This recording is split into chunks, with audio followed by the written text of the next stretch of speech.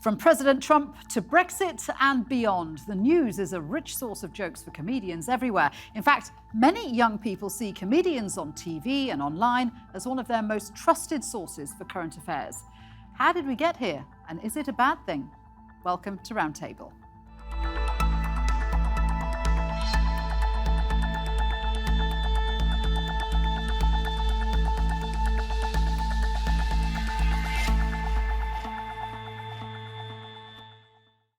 Hello there, I'm Shuli Ghosh.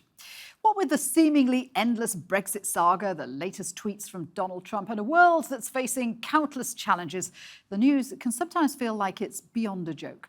But political satire has always had a place in current affairs, and now it seems young audiences are looking to comedians to get their headlines.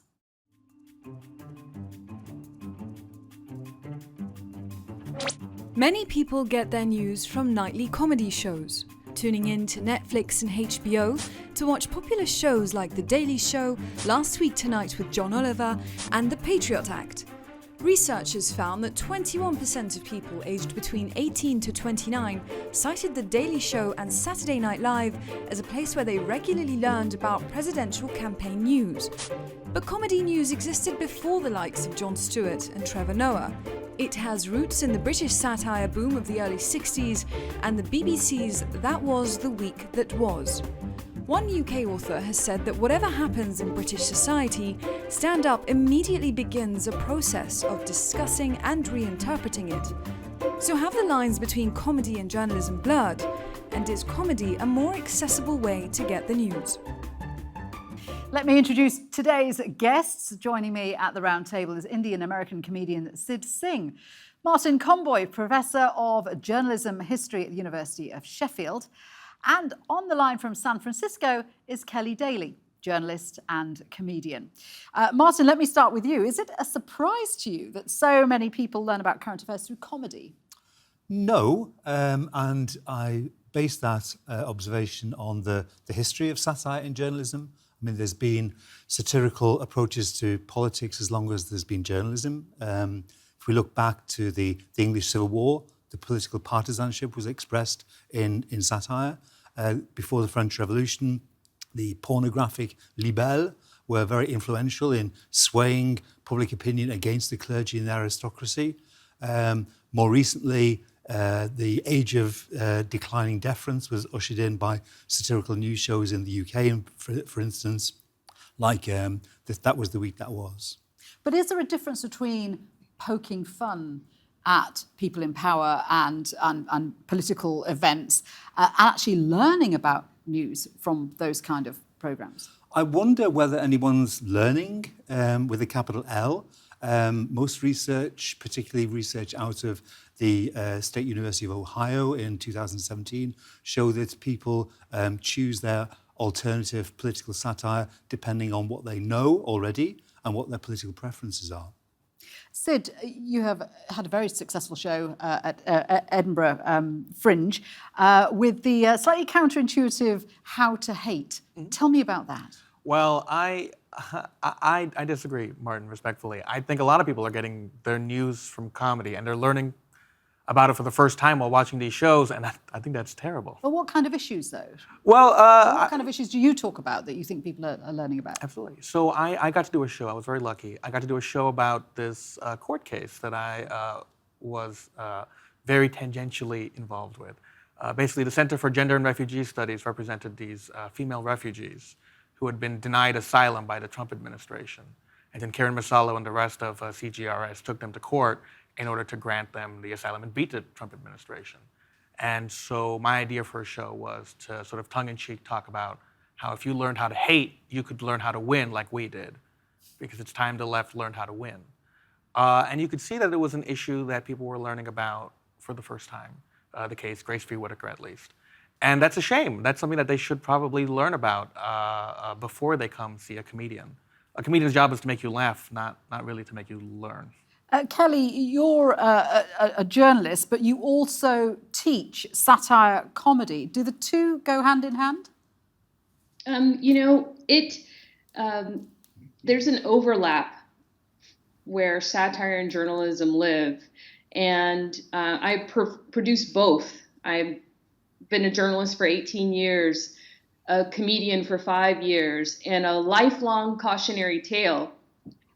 And we're finding that a lot of these TV satire programs are operating like independent newsrooms, in that they do research, they take a point of view, they're factually correct, and then they're funny. So it's a burgeoning field, and exactly as Martin said, it has roots as old as journalism. Yeah, if we talk about sort of infotainment, I mean, this is something you try and do in your online web series, News Hangover, which is aimed primarily at young women. It's getting information across, I guess, but doing it in a light-hearted way.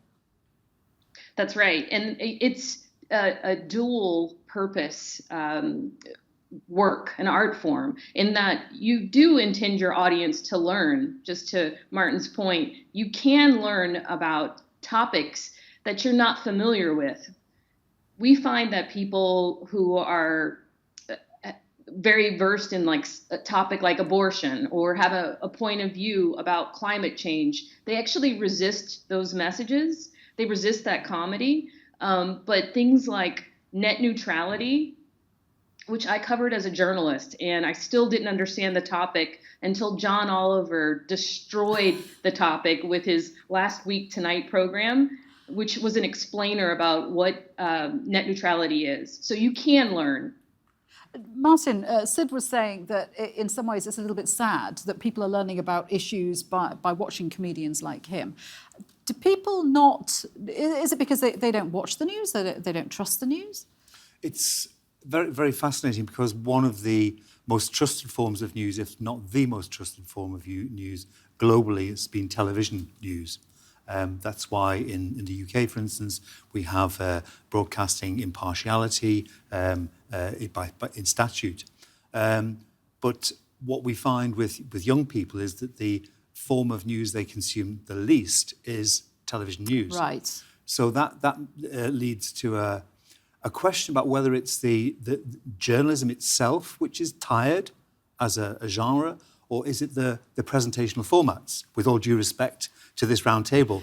And sometimes you find that young adults, students, are turning more towards alternative formats. That includes online, that includes satirical, and it includes comedy. I think, if I could jump in, yeah, I think sure. that speaks to the real issue here, right? Is you can learn from comedy, but I think the reason people tend to gravitate towards comedy is because comedians have a take. They tend to stay away from being impartial unless it's a specific comedian. And that was exactly what I was going to ask you, because when you have these shows like Jon Stewart show and the Rick Mercer show, they have a specific opinion which they are pushing through their comedy. So it's not unbiased. But at the same time, I wish more journalism was blunt. I think in the drive to be impartial, we ignore bluntness. And by that I mean, let's say one party says that their crowd size was X, and so the other party says their crowd size was X times 1,000. I wish journalists would say, this guy said this, and then this other guy lied. And then that would be so much quicker to read. But instead they go, this guy said this, you decide, which is a waste of our time. So, sure, Sid, you have a perfect point. Trust as the issue, and being able to call a spade in journalism. If you recall, the New York Times took almost a year into President Trump's presidency to call him a liar. Let's just say that he lied about a topic. And I think, to Martin's point, young audiences and news consumers in general don't trust their news outlets as much as they trust their comic outlets. Yeah, I mean, in America, and this has expanded elsewhere, this whole debate about fake news, which is a term coined by your president, President Trump, but are people buying into that news isn't as accurate as it should be? You know, if we could even go back to fake news was the name that Jon Stewart's Daily Show promoted itself as. It said, we are a parody of the news. except then it started to actually report the news and be a great source of news for young people. So just to push back on Donald Trump inventing fake news, he's a great marketer, and so he's getting credit for that. But I think that the era that we're in right now, there's a lot of exhaustion with consuming straight news, and people are turning to more optimistic or lighthearted sources because these are trying times, and to be able to laugh and also learn about what's going on around you is a treasure. Well, I mean, I have no doubt that if you or Sid were presenting a news programme, there'd be many more people watching than watch me. But is You always the say that. issue... I don't believe you, Julie. Is the issue, though, that if someone is learning about things like immigration policy or refugees or asylum seekers or whatever from a comedy show, that they are getting a one-sided view of it? I mean, is that a problem? Well, I think if I could jump in, I think the one-sidedness comes from the way we label these people we're getting the news from, right? The thing I always hesitate is you should not get your news from comedians. You should get your news from people who do research, But I mean, some of whom are comedians. Jon Stewart has a huge team of researchers. Absolutely, and that's why you should trust him, not because he's a comedian, but because he's smart enough to hire 18 people who do their research.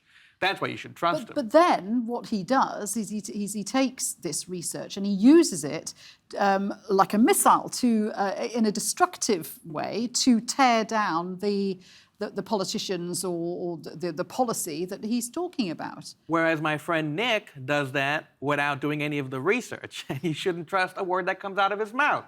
Follow him on Twitter. But don't trust him as news. They're both comedians, but one hires researchers and the other one is just going for laughs. So this one's for you, Keli. Is there an unrealistic standard of accuracy being placed on what should be a comedy show? If people are taking their news from comedy shows, is there a standard of accuracy that you would expect to see on a news program? You know, even news programs run corrections. There's a full section of corrections in every newspaper every day. I think trust and understanding our information sources in general, we've entered this era of can we trust anything? And at least with these TV news programs, comedy news programs, like John Oliver's, like Samantha Bee has a full frontal show, and Hassan Minhaj on Netflix.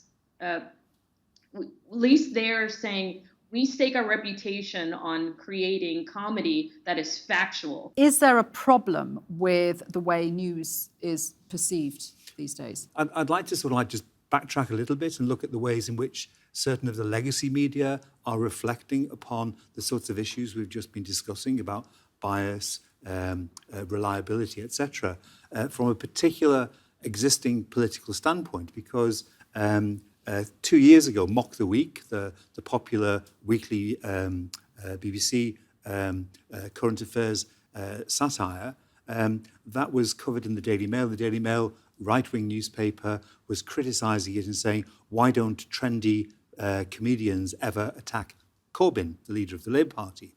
Right up to date, 2019, the new MASH report on BBC Two, the Sun newspaper, again, right-wing tabloid newspaper, is asking the question, why does the BBC wash its dirty political washing on this programme?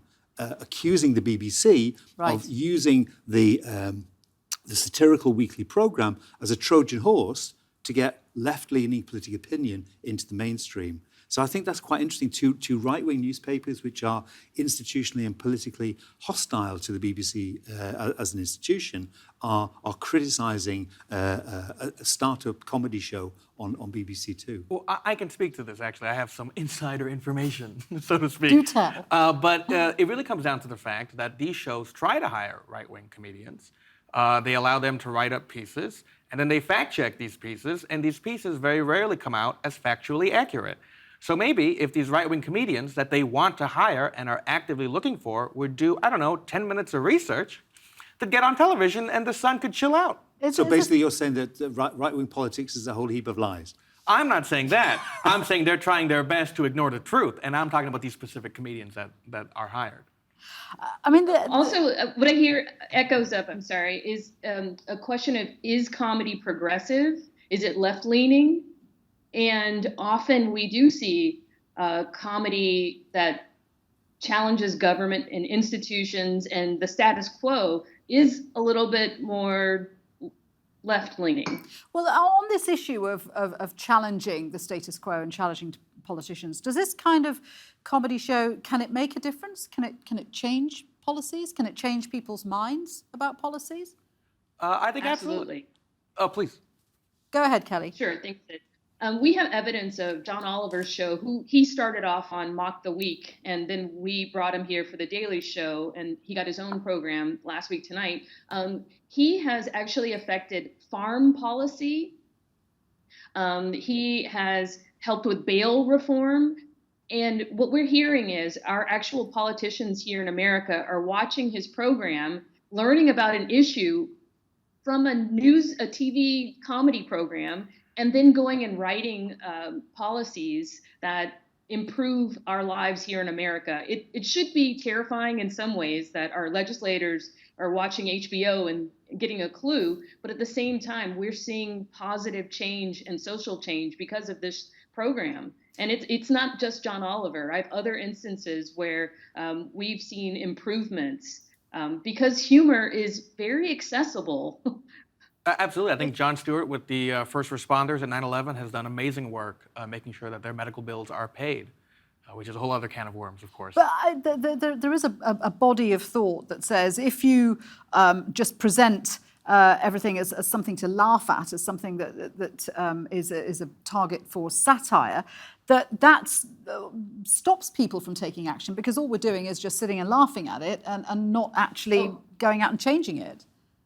Julie, not to give a class on comedy, but the number one thing that I teach is that you must punch up at institutions and powerful people who have platforms to defend themselves, or all of the marbles. You never punch down. Now, there is comedy and satire that punches down. Some might say the French, I've forgotten the name of the magazine, but often makes fun of people who are victims. And it's the Je suis Charlie. The Charlie Hebdo magazine. Thank you, Charlie Hebdo magazine. So there's some comedy that is out to destroy. That's absolutely true. But like you wouldn't classify all movies in the same genre. You've got your documentaries, you've got your blockbusters, you've got your Marvel universe. There's a type of comedy that seeks to correct and improve our situation and is optimistic, and it's not just to destroy and throw spitballs at the back of the classroom. Yeah, I mean, that's something we see in like Private Eye in the UK, isn't it? I'd love to speak to this, because I think that's exactly right. But I think, the comedy I prefer does tend to punch up. But I think by putting that on all comedy is also a mistake, because comedy is an art form and people will approach it in different ways to create their art. Some of it will punch up, some of it will punch down, and to me, I just prefer all of it being allowed in the first place. I think the idea that comedy causes people to be apathetic, again, gives too much power to individual comedians that people are watching. Just to play devil's advocate on that, because I'm the boring journalist, that's what I do. Some analysts are saying that, for example, Boris Johnson plays up to this buffoonish character that comedians have created for him, and he's used that to his advantage. When serious stuff has happened, he's managed to bat it away because he's a bit silly, he's a bit buffoonish, and he's done that all the way to number 10. Sure. I wouldn't blame comedians for that. I'd blame the people who voted for him. But haven't they given him No a one sort of voted for him. a little bit of comedic armour Fair. that he can then play up to this character that's been created for him and not have to face serious questions about what he's doing and what he's done? Oh, no. I think they should still ask him serious questions, and if he tries to play the buffoon, you should wait for him to answer. Because I think that, again, goes back to the role of comedians.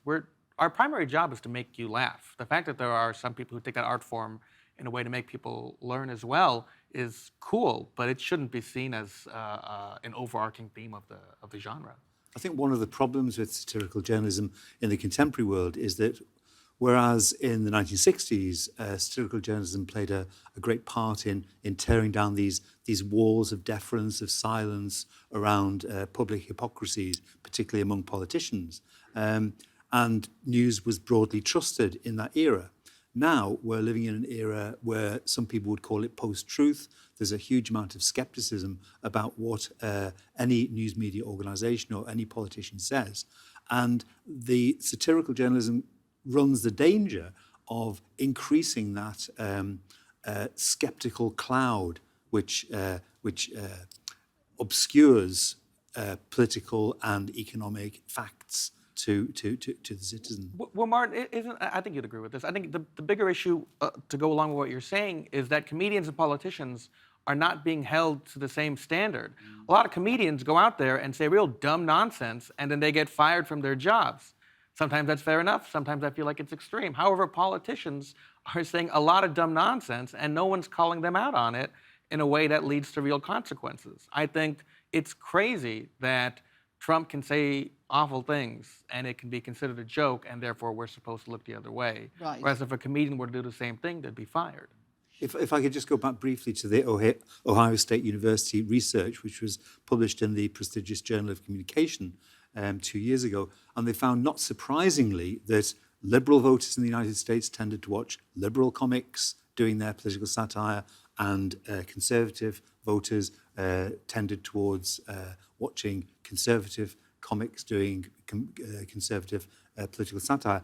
The more disturbing fact that they found was when they interviewed a good cross-section of both the liberal and the conservative, they found that the liberals felt more empowered in the political process, whereas the conservatives felt more jaundiced about being involved, voting, activist, etc. So I think there's a very, very fascinating differentiation. So this comes back to the question about whether comedy shows like this, which have a very political, satirical centre core, can that kind of show change anything? And this research shows yes, and it's predominantly not in their views, but in their motivational aspects of the voters, that the Conservatives are less motivated to carry on voting or become active in politics, whereas the Liberals, they see the satirical journalism as part of their activism, if you like. And for the young audience, we were talking about whether or not young people trust the news. There is another facet that young people find the news boring. Keli, I was looking at the Pew Research Centre, who found that few people under 30 watch nightly news bulletins. Many say news programmes don't carry topics of interest to them. For example, quote, old people's healthcare. I mean, that's a worry, isn't it? If people aren't watching news programmes because actually they just think they're of no relevance to them. That's a great point, Shuli. And what we're seeing, there's plenty of research out of Pew and the University of Pennsylvania that comedy news has been a gateway to more mainstream information. So those boring, musty topics, when they're presented by John Oliver, say, then people are more inclined to learn more.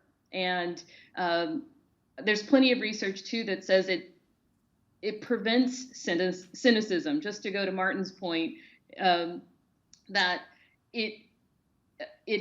there's like plenty of research out there that both says comedy is, the end of times, and then it's the bright future for people learning and getting information. I just encourage you to go out and find lots and lots more research. There's a laughter effect report that just came out in 2018 or 17, and it says actually that comedy news has a positive effect, regardless of partisan background, but on topics that people have not already been exposed to. It has to be something new and original that you barely have ever heard of. The British satirist Chris Morris, you remember him from the Day Today, one of my favourite shows, says the world is just a ridiculous place. Others say it's actually beyond satire. Are there things, issues, which are just so bizarre that you don't even have to make a joke about them? No. Well, that's it for me, everyone. Goodbye, everybody. No, I think you can make a joke about anything. I think The problem often comes where someone tries to make a joke and is not good enough at it. But there's always going to be someone out there. I think what's really exciting about comedy right now is there are so many new voices joining the stage. And I think you're seeing them able to handle topics that other comics previously were unable to. It's art, man. It's going to go where it goes. And to quote me about Chris Morris, I don't know who that is. John Crace, who's I will educate you after the programme. John Crace, who's the political sketch writer on The Guardian, reflected over the past few years when he's been doing that job. And he said at the start, he saw his job as providing a satirical take, a humorous take on the proceedings in Parliament. Now he just does it straight, but it's still satire. Guys, thank you very much indeed for joining me here in the studio. It's been great to have you with us. And remember, you can see more discussions and debates and maybe a few jokes on our YouTube channel. Search for TRT World Roundtable. But for now, from me and all the team here, bye-bye.